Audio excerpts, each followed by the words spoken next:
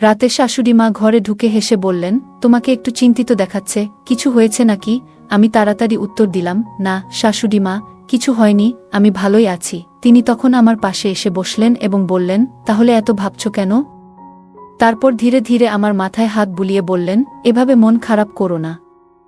তার আন্তরিক ব্যবহার ধীরে ধীরে আমাকে স্বস্তি দিতে শুরু করল, যেন সবকিছু একটু চিন্তা হালকা হয়ে গেল। আমি কিছুক্ষণ চুপ করে থাকলাম, মনের মধ্যে এক অদ্ভুত প্রশান্তি ভর করেছিল। এক সন্ধ্যায় আমি ক্লান্ত শরীরে নিজের ঘরে শুয়ে বিশ্রাম নিচ্ছিলাম। চোখ বন্ধ করে শুয়েছিলাম, যেন সারাদিনের ক্লান্তি কাটানোর চেষ্টা করছিলাম। ঠিক সেই সময় শাশুড়ি মা এসে আমার পাশে এসে বসে রইলেন। তিনি কিছু না বলে চুপচাপ আমাকে লক্ষ্য করতে লাগলেন। কিছুক্ষণ পর তিনি বিছানার চাদরটা নিয়ে আলতোভাবে আমার গায়ে দিলেন। তারপর ধীরে ধীরে আমার মাথায় হাত বুলাতে লাগলেন। যেন তার স্নেহময় স্পর্শে আমি স্বস্তি পাই এবং আরাম বোধ করি। তিনি আমার অনেক যত্ন নিতেন। আমি তাকে বারণ করতে চাইছিলাম, আমার কিছু বলার আগেই শাশুড়ি মা হঠাৎ করে আমার ঠোঁটের সামনে আঙুল রাখলেন। তিনি মৃদু কণ্ঠে বললেন, এই মুহূর্তে কিছু বলার প্রয়োজন নেই, বরং তোমার মাথায় একটু হাত বুলাতে দাও। এতে তোমার শরীরের ক্লান্তি কমে যাবে। আমার মনে তখনও কিছুটা অস্থিরতা ছিল। তিনি আবারও বললেন, অনেকদিন ধরেই কিছু বলার চেষ্টা করছিলাম, কিন্তু কখনো সাহস করে তোমাকে বলতে পারিনি। তারপর তিনি, হ্যালো বন্ধুরা, তোমাদের সকলকে আমাদের আজকের একটি রোমাঞ্চকর গল্পে স্বাগতম। আশা করছি গল্পটি তোমাদের ভালো লাগবে। গল্পটি শুরু হয় যখন আমি শহরে এসে শ্বশুরবাড়িতে থাকতে শুরু করি। আমার বয়স তখন 24 বছর। আমার মা বাবা অনেক কষ্ট করে আমাকে উচ্চশিক্ষা দিয়েছিলেন। পরে আমি চাকরি পেয়ে শ্বশুরবাড়িতে চলে আসি। আমার বাড়িতে মা বাবা এবং স্ত্রী ছিলেন, তবে দুঃখজনকভাবে আমার স্ত্রী 1 বছর আগে একটি অসুস্থতার কারণে আমাদের ছেড়ে চলে যান। তখন আমার শাশুড়ি মা শহরে একাই থাকতেন, কারণ আমার শ্বশুর বিদেশে চাকরি করতেন। আমার শাশুড়ি মায়ে মা বাবাকে বলেছিলেন, কুনাল জামাইকে আমার কাছে পাঠিয়ে দাও, সে এখান থেকে নিজের দায়িত্ব পালন করতে পারবে। মা বাবা ভেবেছিলেন এটা আমার জন্য ভালো সিদ্ধান্ত হবে, কিন্তু তারা জানতেন না যে এর পেছনে অন্য কোনো উদ্দেশ্য লুকিয়ে আছে। আমি আমার মা বাবার কথামতো শ্বশুরবাড়িতে থাকতে শুরু করলাম এবং সেখান থেকেই প্রতিদিন আমার কাজের জন্য বের হতাম। শাশুড়ি মা প্রথম থেকেই আমার সাথে খুবই বন্ধুভাবাপন্ন আচরণ করতেন। তিনি প্রায়ই বলতেন, তোমার শ্বশুর বাইরে চলে যাওয়ার পর আমি একদম একা হয়ে গেছি। আমার একমাত্র মেয়ে, তোমার স্ত্রী, চলে যাওয়ার পর আমার অনেক ইচ্ছাগুলো অপূর্ণ রয়ে গেছে। আমি প্রতিবারই শাশুড়ি মাকে শান্ত করতাম, বলতাম, আপনি চিন্তা করবেন না, বাবা শীঘ্রই ফিরে আসবেন। কাজ থেকে ফিরে আসার পর দেখতাম শাশুড়ি মা আমার জন্য সবসময় খাবার তৈরি করে রেখেছেন। তিনি আমার পাশে বসে ভালোবাসার সাথে নিজে হাতে আমাকে খাওয়াতেন। শাশুড়ি মায়ের এই যত্ন দেখে আমি খুব খুশি হতাম এবং ভাবতাম, উনি আমাকে কতই না যত্ন করেন। দিনগুলো স্বাভাবিকভাবেই কাটছিল, তবে ধীরে ধীরে আমার শাশুড়ি মা মাঝে মাঝে রাতে আমার ঘরে এসে থাকতেন। তিনি কখনো কখনো আমার মাথায় হালকা করে হাত বুলিয়ে বিশ্রাম নিতে সাহায্য করতেন, যা আমাকে মাঝে মাঝে একটু বিভ্রান্ত বা অপ্রস্তুত করে দিত। শাশুড়ি মায়ের বয়স তখন মাত্র 38 বছর ছিল, কিন্তু তার স্নেহময় আচরণ সবসময় স্বাভাবিক ছিল। আমি রাতে প্রায়ই একটু দূরে থাকতে চেষ্টা করতাম, যাতে নিজেকে অস্বস্তি থেকে বাঁচাতে পারি। তাকে আমি অনেক সম্মান করতাম, কারণ তিনি আমার বউয়ের মা, মানে আমারও মা। আমি একজন সাধারণ মানুষ, আমারও আবেগ ছিল। যখন শাশুড়ি মা আমার প্রতি যত্নশীল হতেন, মাঝে মাঝে ভেতরে একটা ভিন্ন অনুভূতি হতো। তবে আমি সবসময় নিজেকে সংযত রাখতাম, কারণ সম্পর্কের মধ্যে থাকা সীমাবদ্ধতাগুলো আমি সবসময় শ্রদ্ধার সঙ্গে মেনে চলতাম এবং তা কখনোই লঙ্ঘন করতে চাইনি। শাশুড়ি মায়ের বাড়ি ছিল বেশ বড়, কিন্তু তার জীবনের একটি শূন্যতা আমাকেও কষ্ট দিত। তিনি সবকিছু থাকা সত্ত্বেও তার স্বামী প্রায় দূরে থাকতেন। শাশুড়ি মায়ের এই একাকিত্ব আমাকে ভাবাত। যদিও আমাদের বাড়ির অবস্থা এত ভালো ছিল না, তবুও তার প্রতি আমার মমতাও কম ছিল না। শাশুড়ি মায়ের বিয়ের 1 বছর পর তাদের এক কন্যা সন্তান হয়েছিল। যখন সেই মেয়ে 18 বছর বয়সে পৌঁছেছিল, তখন তার সাথে বিয়ে হয়, কিন্তু বিয়ের 1 বছরের মধ্যেই সে অসুস্থতার কারণে আমাদের ছেড়ে চলে যান। এর ফলে শাশুড়ি মায়ের আর কোনো সন্তান ছিল না। আমি সবসময় ভাবতাম, শাশুড়ি মা হয়তো আমাকে তার সন্তানের মতোই ভালোবাসেন, কিন্তু হয়তো সেটি আমার ভুল ধারণা ছিল। শাশুড়ি মা প্রায় রাতে আমার মাথায় হাত বুলিয়ে বলতেন, তোমার শ্বশুরের খুব অভাব অনুভব করি, আমি তাকে শান্ত করার চেষ্টা করতাম, বলতাম শ্বশুরজি কাজের কারণে বিদেশে গেছেন, যদি তিনি দেশে কাজ পেতেন তাহলে কখনোই আপনাকে ছেড়ে দূরে যেতেন না। যখন তিনি ফিরে আসবেন তখন আপনার সব চিন্তা দূর হয়ে যাবে। শাশুড়িমা সব কথা শোনার পরও মাঝে মাঝে বলতেন, তুমি কি আমার কিছু আশা পূরণ করতে পারবে না? আমি সবসময় বিনয়ের সাথে উত্তর দিতাম, শাশুড়িমা, আমি তো সবসময় আপনার পাশে আছি, যে কোনো সময় কিছু দরকার হলে বলবেন। তবে তিনি হয়তো অন্য কিছু বোঝাতে চাইতেন, যা আমি তখন সঠিকভাবে বুঝতে পারতাম না। যদি আমি আগেই তার ইঙ্গিতগুলো বুঝতে পারতাম, তবে হয়তো ভবিষ্যতে এত জটিল পরিস্থিতিতে পড়তে হতো না। এক গ্রীষ্মের দিনে আমি কাজ থেকে একটু তাড়াতাড়ি বাড়ি ফিরেছিলাম। প্রচণ্ড গরমে আমি পুরো ঘামে ভিজে গিয়েছিলাম, তাই দ্রুত আমি যখন শাওয়ার নিয়ে বাইরে এলাম, দেখি শাশুড়িমা ঘরের মধ্যে বসে আছেন, হাতে একটা তোয়ালে এবং আরেক হাতে ঠান্ডা শরবতের গ্লাস। তাকে দেখে আমি জিজ্ঞাসা করলাম, আপনার কি কিছু দরকার ছিল? তিনি হেসে বললেন, না, তুমি এত গরমের মধ্যে কাজ থেকে ফিরেছ, তাই তোমার জন্য ঠান্ডা শরবত এনেছি। তিনি শরবতের গ্লাস নিয়ে আমার পাশে এসে বসলেন এবং আমার শরীর তোয়ালে দিয়ে মুছতে লাগলেন। আমার একটু অস্বস্তি হচ্ছিল, তবে আমি চুপচাপ দাঁড়িয়ে রইলাম। শাশুড়িমা আমাকে দেখে হেসে বললেন, তোমার শরীর বেশ সুগঠিত, তুমি কি জিম করো? আমি হালকা হাসি দিয়ে বললাম, না শাশুড়িমা, ছোটবেলা থেকেই এমনই আছি। তিনি আরও মজা করে বললেন, সুস্বাস্থ্যের প্রতি আমার বরাবরই একটা দুর্বলতা আছে। তার এই কথা শুনে আমি হাসির সাথে বিশ্বাসটা উড়িয়ে দিলাম। আমার শাশুড়িমা দেখতে খুবই সুন্দর ছিলেন, তার রূপ যে কাউকে মুগ্ধ করতে পারত। কিন্তু যখনই তিনি আমার সামনে আসত, আমি সবসময় নিজেকে দূরে রাখার চেষ্টা করতাম। তাই আমি তাড়াতাড়ি শরবতের গ্লাস নিয়ে তাকে বললাম, আচ্ছা, আমি নিজে মুছব, আপনি চিন্তা করবেন না, আমি নিজেই কাজটা করে নিতে পারব, তুমি তো এমনিতেই সারাদিন ঘরের এত কাজ করো। এটা শুনে সে হাসতে হাসতে বলল, এটা তো আমার কর্তব্য। আর এই বলে সে ঘর থেকে বেরিয়ে গেল। সে বেরিয়ে যেতেই আমি গভীরভাবে নিঃশ্বাস ফেললাম।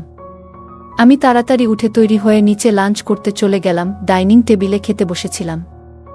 তখন শাশুড়িমা এসে পাশে বসলেন এবং স্নেহের সাথে আমার হাত ধরে খাবার খাইয়ে দিতে চাইলেন। আমি বিনয়ের সাথে বললাম, আমি নিজেই খেতে পারব, কিন্তু তিনি শোনেননি, বরং নিজের যত্নের মাধ্যমে আমার পাশে ছিলেন। যখন তিনি আমার হাত ধরেছিলেন তখন কিছুটা অস্বস্তি অনুভব করছিলাম, তবে নিজেকে শান্ত রাখলাম। তার এই যত্নশীল আচরণে আমার মনে এক ধরনের স্নেহ তৈরি হলো, কিন্তু নিজেকে বোঝালাম এভাবে না ভাবাই ভালো। এরপর শাশুড়ি মাকে বললাম, আমার পেট ভরে গেছে, এবং দ্রুত উঠে নিজের ঘরে চলে গেলাম। আমার এই আচরণে হয়তো শাশুড়ি মা একটু অপ্রসন্ন হলেন, কারণ রাতের বেলা তিনি আমার ঘরে এসে জানতে চাইলেন, তুমি ঠিক আছো তো? তুমি কি আমার উপর রাগ করেছ? আমি বললাম, না না, এমন কোনো কথা নয় শাশুড়িমা। তারপর তিনি আমার পাশে এসে বসলেন এবং হাসি মুখে বললেন, তাহলে ব্যাপারটা কি? এই বলে তিনি আলতো করে আমার চুলগুলোকে স্নেহের সাথে হাত বোলাতে লাগলেন। তিনি আমার মাথায় আলতোভাবে হাত বুলিয়ে দিতে লাগলেন, যেন আমার সারা দিনের পরিশ্রমের ক্লান্তি একটু কমে। অফিস থেকে ফিরে এসে আমি সবসময় একটু ক্লান্ত থাকতাম। আমি চোখ বন্ধ করে শুয়েছিলাম, আর এটা দেখে শাশুড়িমা আস্তে করে বিছানার চাদরটা তুলে আমার গায়ে দিয়ে দিলেন আর বললেন, সব ঠিক হয়ে যাবে, বেশি চিন্তা করো না। তিনি বুঝতে চেষ্টা করছিলেন আমার মানসিক অবস্থাটা, কিন্তু আমার মনের অস্থিরতা সহজে কমছিল না। আমি তাকে ঘুমাতে যেতে বললাম। তিনি হঠাৎই আমার ঠোঁটে আঙুল রাখলেন এবং বললেন, তুমি কিছু বলো না, আমি তোমার মাথায় আলতোভাবে হাত বুলাতে চাই, এতে তোমার ক্লান্তি দূর হবে, বললেন তিনি। আমি কিছুটা অস্বস্তি বোধ করছিলাম। তিনি আরও বললেন, অনেকদিন ধরে তোমার সাথে এভাবে কথা বলার ইচ্ছে ছিল, কিন্তু তুমি কখনোই আমার অনুভূতিগুলো বুঝতে চাওনি। ঠিক সেই সময়ে আমার ফোনের রিংটোন হঠাৎ জোরে বেজে উঠল, আর সেই শব্দে আমি হঠাৎ চমকে উঠে দ্রুত ফোন হাতে নিয়ে একপাশে সরে গেলাম। আমি লজ্জিতভাবে বললাম, আমাকে ক্ষমা করবেন, আর এই বলে ফোন হাতে নিয়ে দ্রুত ঘর থেকে বেরিয়ে গেলাম। শাশুড়ি মা ঘরে বসেই আমাকে ডাকছিলেন, কিন্তু আমি তার কথার প্রতি কোনো প্রতিক্রিয়া না দেখিয়ে সরাসরি নিচে গার্ডেনের দিকে চলে এলাম। গার্ডেনে এসে আমি ভাবতে লাগলাম, যদি এই ফোন না বাজত তাহলে হয়তো আমি নিজেই বড় বিপদে পড়ে যেতাম। আমি সিদ্ধান্ত নিলাম যে এখন থেকে আমাকে শাশুড়ি মায়ের সাথে একটু দূরত্ব বজায় রাখতে হবে, এটাই সবার জন্য ভালো হবে। এই সব ভাবতে ভাবতে আমি যখন ফোন তুললাম, তখন আমার পুরনো বন্ধু রমেশ কণ্ঠস্বর শুনতে পেলাম। সে আমাকে বলল, কুনাল, আমি তোমার কোম্পানিতেই কাজ শুরু করেছি, এবার আমরা একসাথে কাজ করতে পারবো। রমেশ আমার শৈশবের বন্ধু, যে আমার গ্রামের পাশের বাড়িতেই থাকত। আমি তাকে আগেই বলেছিলাম যে আমি শহরে এসে একটা কোম্পানিতে কাজ করছি, আর আজ সে নিজেও সেই একই কোম্পানিতে যোগ দিয়েছে। তোমার চাকরি হয়ে গেলে কিছুদিন পর আমিও সেই একই জায়গায় চাকরি করব। রমেশ বলল, আমাদের শৈশবের বন্ধুত্ব ছিল খুব গভীর, আর সেই জন্যই আমরা একসাথে অনেকক্ষণ ধরে বিভিন্ন বিষয় নিয়ে কথা বললাম।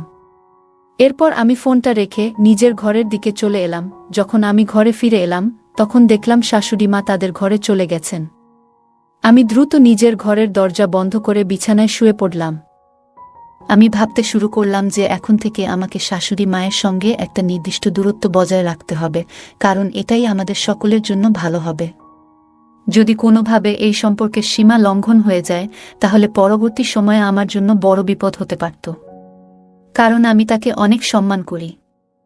এইসব চিন্তা করতে করতে কখন যে ঘুমিয়ে পড়লাম তা টেরই পাইনি। সকালে ঘুম থেকে উঠতে একটু দেরি হয়ে গিয়েছিল যখন শাশুড়ি মা দরজায় টোকা দিয়ে বলছিলেন, কুনাল, আজ ডিউটিতে যাওয়ার কথা ভুলে গেছো নাকি? এটা শুনে আমি তাড়াতাড়ি সাড়া দিয়ে উঠলাম এবং ফ্রেশ হওয়ার জন্য বাথরুমে চলে গেলাম। বাথরুম থেকে ফ্রেশ হয়ে আমি সরাসরি আমার ডিউটিতে রওনা হলাম। আজ আমি কোনো নাস্তা করিনি, এমনকি শাশুড়ি মায়ের সাথেও একটাও কথা বলিনি। তিনি আমাকে পেছন থেকে ডাকছিলেন, কিন্তু আমি কোনো প্রতিক্রিয়া না দেখিয়ে বাড়ির বাইরে চলে গেলাম। কোম্পানিতে পৌঁছে দেখলাম রমেশ সেখানে আমার জন্য অপেক্ষা করছে। রমেশকে দেখে আমি খুব খুশি হয়ে গেলাম। আমরা দুজনেই আমাদের কাজে মন দিলাম। দুপুরের খাবারের সময় রমেশ আমার সাথে অনেক গল্প করল। সে হেসে বলল, আমি তো এখানে হোস্টেলে থাকি আর তুই নিজের শাশুড়ির সাথে থাকছিস, ভালোই তো মজা করছিস। তুই তো বাড়ির রান্না করা খাবারও খাস, আর আমি হোস্টেলের বাজে খাবার খেতে বাধ্য হচ্ছি। আমি মুচকি হেসে বললাম, রাতের ডিনার আমরা একসাথে করব। রমেশ বলল, কিন্তু আমি তো তোর শাশুড়ির বাড়ির ঠিকানা জানি না। আমি বললাম, এ নিয়ে তুই চিন্তা করিস না, আমি তোকে লোকেশন পাঠিয়ে দেব। দিনটা পুরোপুরি অফিসেই কাটল। সন্ধ্যায় বাড়ি ফিরে আমি রমেশকে আমার লোকেশন পাঠিয়ে দিলাম। বাড়ি এসে দরজার সামনে শাশুড়ি মা আমাকে অপেক্ষা করতে দেখলেন। যখন তিনি আমার কাছে এলেন আমি একটু দূরে সরে গেলাম, কারণ গত রাতের ঘটনাটা নিয়ে আমি খুবই বিব্রত ছিলাম। আমি লজ্জায় মাথা নিচু করে বললাম, আজ সন্ধ্যায় আমার একজন বন্ধু আসছে। যদি সম্ভব হয় তুমি তার জন্য রাতের খাবার তৈরি করে দিও। সে হোস্টেলে থাকে। শাশুড়ি মা হাসি মুখে বললেন, তুমি চিন্তা করো না, আমি তোমাদের দুজনের জন্যই ভালো করে ডিনার তৈরি করে দেব। তুমি আমার সাথে কথা বলছো না কেন? শাশুড়ি মা বললেন। আমি কিছু না বলে দ্রুত নিজের ঘরের দিকে চলে গেলাম। সন্ধ্যায় যখন আমার বন্ধু রমেশ আমাদের বাড়িতে এলো তখন দরজা শাশুড়ি মাই খুললেন। আমি তখন বাথরুমে ছিলাম। যখন বাইরে এসে দেখি রমেশ আর শাশুড়ি মা সোফায় বসে হাসি মুখে গল্প করছে। তাদের এভাবে কথাবার্তা বলতে দেখে আমি একটু অবাক হয়ে গেলাম। তারপর রমেশ আমাকে মজা করে বলল, তোর শাশুড়ি তো খুবই মজার মানুষ, এখানে থাকলে তো তুই বেশ ভালোই আছিস। ওর কথা শুনে আমার মনে এক অদ্ভুত অনুভূতি হলো। গত রাতের ঘটনাগুলো মনে পড়ে আমি আবার একটু মন খারাপ হয়ে গেল। কিন্তু আমি দ্রুত সেই ভাবনাগুলো ঝেড়ে ফেলে দিলাম এবং রমেশের সাথে গার্ডেনে গিয়ে গল্প করতে শুরু করলাম। কিছুক্ষণ পর শাশুড়ি মা আমাদের জন্য নাশতা নিয়ে এলেন।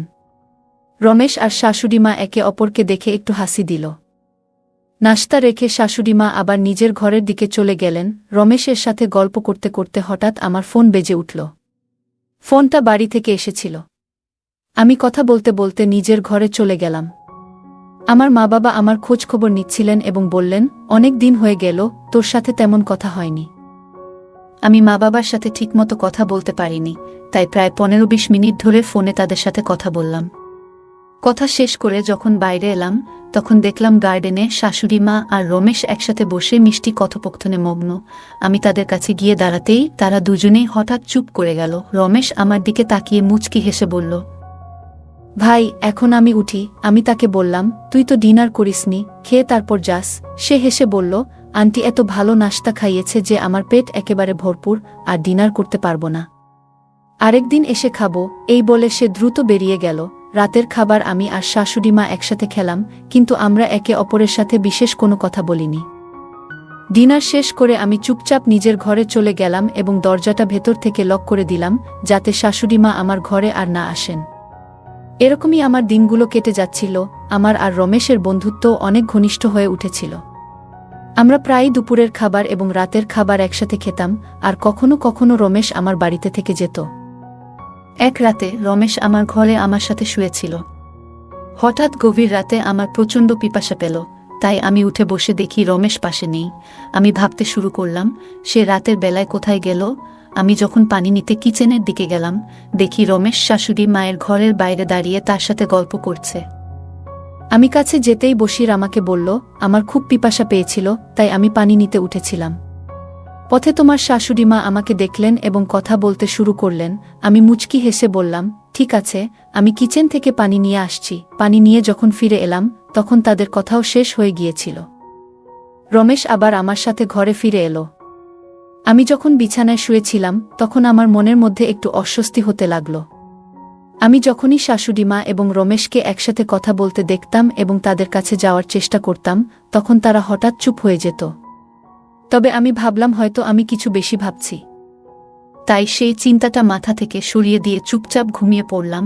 পরের দিন যখন আমি ডিউটিতে গেলাম, দেখি রমেশ আসেনি। আমি ওকে ফোন করলাম, আর ও বলল যে সে গ্রামের কাজে গেছে। রমেশ ছাড়া আমারও কাজের মধ্যে মন বসছিল না। সন্ধ্যায় যখন আমি বাড়ি ফিরলাম, দেখি শাশুড়ি মা অনেক মজাদার খাবার তৈরি করেছেন। আমি মজার ছলে জিজ্ঞাসা করলাম, আজ আপনি এত খাবার কেন তৈরি করলেন? তিনি হাসি মুখে বললেন, আজ মন চেয়েছিল, তাই বানিয়ে ফেললাম। কিন্তু খাবারের পরিমাণ দেখে মনে হচ্ছিল যেন 3 জনের জন্য খাবার বানানো হয়েছে।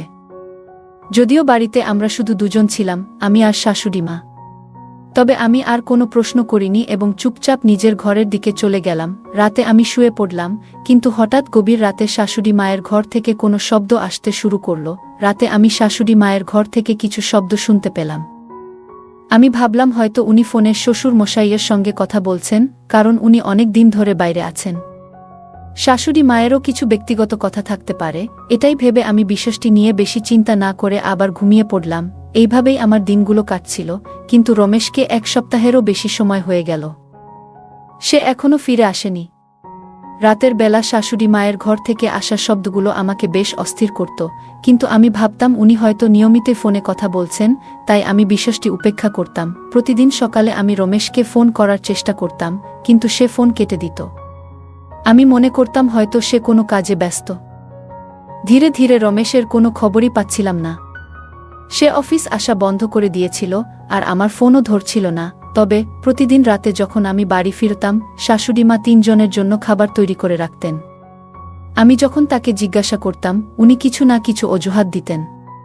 এসব ঘটনা আমাকে অনেকটা চিন্তিত করে তুলেছিল। রাত গভীর, আমি বিছানায় শুয়েছিলাম, কিন্তু হঠাৎ আমার শাশুড়ির কণ্ঠস্বর শুনতে পেলাম। তিনি কারো সাথে হাসি মুখে কথা বলছেন। কৌতূহল ভর করল এবং মনে হলো একবার গিয়ে দেখে আসি তিনি কার সাথে এত হাসি মুখে কথা বলছেন। কিন্তু আবার নিজেকে সংযত করলাম, ভাবলাম হয়তো শ্বশুরমশাইয়ের সাথেই কথা বলছেন। এসব পারিবারিক ব্যাপারে নিজেকে না জড়ানোই ভালো। তবুও আমার মন কিছুতেই স্থির হচ্ছিল না। শেষ পর্যন্ত অর্ধ ঘণ্টা অপেক্ষা করার পর আমি আস্তে আস্তে দরজা খুলে বাইরে বের হলাম এবং পা টিপে টিপে শাশুড়ির ঘরের দিকে এগোলাম। ঘরটি ভিতর থেকে বন্ধ ছিল। আমি জানালার পাশ দিয়ে উকি দিয়ে দেখলাম শাশুড়ি মশাই কারো সাথে কথা বলছেন। আমি শুনতে পেলাম তিনি বলছেন, তুমি তো ভালোই কুণালকে বোকা বানালে। নিজের নাম শুনে আমি বিস্মিত হলাম এবং ভাবতে লাগলাম, এই মানুষটি কে হতে পারে। আমি একটু এগিয়ে উকি দিয়ে তাকালাম, আর দেখলাম আমার পুরনো বন্ধু রমেশ সেখানে দাঁড়িয়ে আছে। তাকে দেখে আমি একেবারে অবাক হয়ে গেলাম। রমেশ হাসিমুখে শাশুড়ি মায়ের সাথে কথা বলছিল আর বলছিল, আপনার সৌন্দর্য সবসময় আমাকে মুগ্ধ করেছে। এই দেখে আমি হতভম্ব হয়ে গেলাম এবং বুঝতে পারলাম পরিস্থিতি কিছুতেই স্বাভাবিক নয়। রমেশ আমার অনেক ভালো বন্ধু ছিল, কিন্তু শাশুড়ি মায়ের প্রতি তার এই আচরণ আমাকে অবাক করেছিল। রমেশ বলছিল, কুণালকে আমি মিথ্যে বলছি যে আমি গ্রামের কাজে গিয়েছি। তাদের দুজনের কথা শুনে আমি পুরো ঘটনা স্পষ্টভাবে বুঝতে পারলাম। সবকিছু পরিষ্কার হয়ে গেল। আমি দ্রুত রাগে ফেটে পড়ে দরজার দিকে গেলাম। দরজার কড়া খোলা ছিল, তাই আমি এক ধাক্কায় সেটি খুলে ফেললাম। রমেশ আমাকে দেখে হতবাক হয়ে গেল। সে বলল, কুণাল, তুমি এখানে? আমি বললাম, এটা আমার প্রশ্ন করার কথা। তুমিই বলো, তুমি এখানে কি করছো, তাও এমন রাতে? আমার শাশুড়ির সাথে? রমেশ কিছু বলার চেষ্টা করছিল, কিন্তু আমি আর অপেক্ষা না করে তাকে চড় মারলাম। আমি বললাম, তুমি আমাকে কত মিথ্যে বলবে? তুমি তো আমার ঘনিষ্ঠ বন্ধু ছিলে। আমার সাথে এভাবে প্রতারণা করলে কেন? রমেশ মাথা নিচু করে দাঁড়িয়ে রইল, শাশুড়ি মাও চুপ করেছিল। রমেশ বলল, প্রথমবার যখন আমি তোমার বাড়িতে এসেছিলাম তখন তোমার শাশুড়ি আমার পাশে এসে বসে আমার সাথে কথা বলা শুরু করলেন। ধীরে ধীরে তার সাথে আমার যোগাযোগ বাড়তে লাগল এবং একদিন তার নম্বরও আমার সাথে শেয়ার করলেন। এরপর থেকে আমাদের কথাবার্তা বাড়তে লাগল। এক রাতে তিনি আমাকে বাড়িতে ডাকলেন এবং বললেন, কুণালকে মিথ্যে বলো, তুমি গ্রামের কাজে গিয়েছ। তারপর থেকে প্রায় প্রতিদিনই তিনি আমাকে ডেকে আসতেন। এসব কথা শুনে আমার মাথা গরম হয়ে গেল। আমি অবাক হলাম যে শাশুড়ি কেন 3 জনের জন্য খাবার তৈরি করতেন। রমেশ তখন বলল, বিশ্বাস করো কুণাল, এখানে আমার কোনো দোষ নেই। আমি শুধু বিভ্রান্ত হয়েছিলাম। আমি তাকে রাগের সাথে বললাম, তুমি আমাকে ধোঁকা দিয়েছ। আমি রমেশকে বললাম, আর ধোঁকার পরিণাম তুমি খুব ভালোই জানো। আজ থেকে তোমার সাথে আমার আর কোনো বন্ধুত্ব নেই। রমেশ আমার সামনে হাত জোট করে অনুরোধ করতে লাগল, কিন্তু আমি তার কোনো কথাই শুনলাম না। রাগে ফেটে পড়ে তাকে ঘর থেকে ধাক্কা দিয়ে বের করে দিলাম। এরপর আমি শাশুড়ি মাকে বললাম, আপনি এই কাজ করার আগে একবারও ভাবলেন না? আপনি বিবাহিত, আপনার নিজের স্বামী আছে। শাশুড়ি মা কান্নাজড়িত কণ্ঠে বললেন, তোমার শ্বশুর যখন থেকে দেশের বাইরে গেছে তখন থেকে একবারও ফিরে আসেনি। সে তো ফোনেও আমার সাথে তেমন কথা বলে না। আমারও কিছু আবেগ আছে যা পূরণের জন্য একজন স্বামীর প্রয়োজন। কিন্তু যদি স্বামী সঙ্গ না দেয় তাহলে একজন নারীর আর কি করার থাকে? আমি ধীরে ধীরে শান্ত হয়ে বললাম, আমি বুঝি শ্বশুরমশাই আপনাকে সময় দিতে পারেন না। তিনি দূরে থাকেন, কিন্তু তার সবটাই তো আপনাদের জন্য। তিনি বিদেশে গিয়ে কষ্ট করছেন যাতে আপনারা এখানে ভালো থাকতে পারেন। আপনি কি কখনো ভেবে দেখেছেন কত পরিবার এমন আছে যারা টাকার অভাবে দিন কাটায়, না খেয়ে ঘুমাতে যায়? আপনাকে কখনো এমন কষ্ট সহ্য করতে হয়নি। আমার কথা শুনে শাশুড়ি মা নিঃশব্দে কাঁদতে লাগলেন। শাশুড়ি মা খুব লজ্জিত হলেন এবং কান্নায় ভেঙে পড়লেন। তাকে কিছু না বলে আমি সরাসরি আমার ঘরে ফিরে এলাম। এরপর শ্বশুরমশাইকে একটি বড় মেসেজ লিখলাম। তবে শাশুড়ি মায়ের ঘটনাগুলো আমি শ্বশুরমশাইকে জানাতে পারিনি। কয়েকদিনের মধ্যেই শ্বশুরমশাই আমার মেসেজ পড়ে বাড়িতে ফিরে এলেন। তাকে দেখে শাশুড়ি মা প্রথমে খুব খুশি হলেন, কিন্তু ভেতরে ভেতরে শঙ্কিত হয়ে পড়লেন। ভাবতে লাগলেন, হয়তো আমি শ্বশুরমশাইকে সব বলে দিয়েছি। আমি জানতাম যদি শ্বশুরমশাইকে সব সত্যি বলতাম তাহলে এই পরিবার হয়তো ভেঙে যেত, যা আমি কখনোই চাইনি। আমি মেসেজে শ্বশুরমশাইকে লিখেছিলাম যে শাশুড়িমা আপনাকে খুব মিস করছেন এবং তার স্বাস্থ্যের অবনতি ঘটছে। যদি আপনি তাড়াতাড়ি ফিরে না আসেন তবে হয়তো তিনি হৃদরোগে আক্রান্ত হতে পারেন। এই কথা শুনে শ্বশুরমশাই খুবই চিন্তিত হয়ে পড়লেন এবং দ্রুত বাড়িতে ফিরে এলেন। যখন শ্বশুরমশাই শাশুড়ি মায়ের সাথে এই বিষয়ে কথা বললেন, তিনি নিচের দিকে তাকিয়ে মৃদু হেসে মাথা নাড়লেন। শাশুড়ি মা বুঝে গেলেন যে আমি শ্বশুরমশাইকে মিথ্যে বলেছি।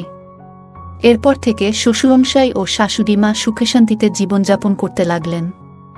আমি আর এসব বিষয়ে বাবাকে জানাইনি। আমার শাশুড়ি মা এখন আগের থেকে ভালো আছেন। তার ভালো থাকা দেখে আমারও ভালো লাগত। সত্যি জীবন মানুষকে কত কিছুই না শিক্ষায়। আমি শ্বশুরবাড়ি ছেড়ে দিয়ে একটি ভাড়া করা রুমে থাকতে শুরু করলাম এবং রমেশ এর সাথে সব ধরনের যোগাযোগ বন্ধ করে দিলাম। বন্ধুরা, এবার আপনারাই বলুন, এই ঘটনার জন্য দায়ী কে? আমার শ্বশুর, আমার শাশুড়ি, নাকি আমার বন্ধু রমেশ? আপনার মতামত কমেন্টে জানাতে ভুলবেন না। যদি ভিডিওটি ভালো লেগে থাকে তবে লাইক, শেয়ার এবং সাবস্ক্রাইব করতে ভুলবেন না। ধন্যবাদ।